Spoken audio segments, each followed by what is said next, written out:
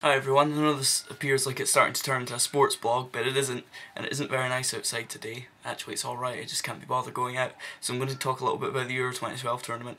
The main thing I actually want to talk about here is the fines that have been handed down to Nicklas Bendtner in the Croatian FA. After scoring 2 goals against Portugal, Denmark striker Nicklas Bendtner pulled down his shorts to reveal a pair of Paddy Power boxer shorts. This obviously gives them a massive amount of publicity, and since they aren't an official sponsor of the tournament, Bendtner was fined €100,000 and banned from one game. The Croatian FA were fined €80,000 as their fans were accused of racist chanting and had flares at each of their 3 games, with 2 of the games having the play interrupted by them. Now don't get me wrong, it was right to fine Bendtner, but what I'm seeing here is that the UEFA seems to care more about the money it's getting from the sponsors than trying to stamp out racism, which is just inherently wrong, or even just keeping the games actually running.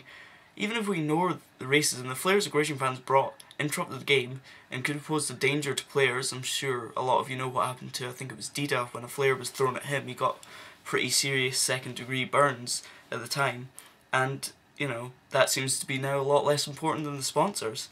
And the racist chanting, something the British media was focusing a lot before the tournament, gets away with a tiny punishment like that.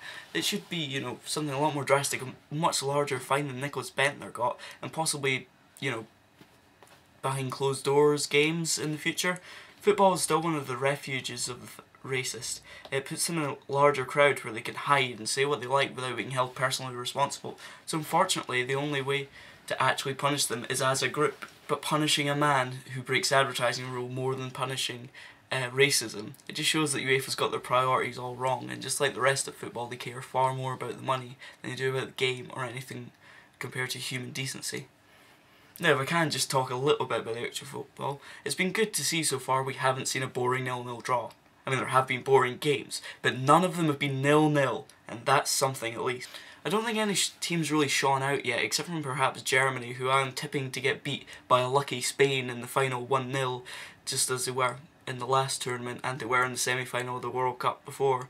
I think that Germany will give Greece a good hiding tonight, and Spain should get past France without too much trouble, but I'm really not sure about the England-Italy game.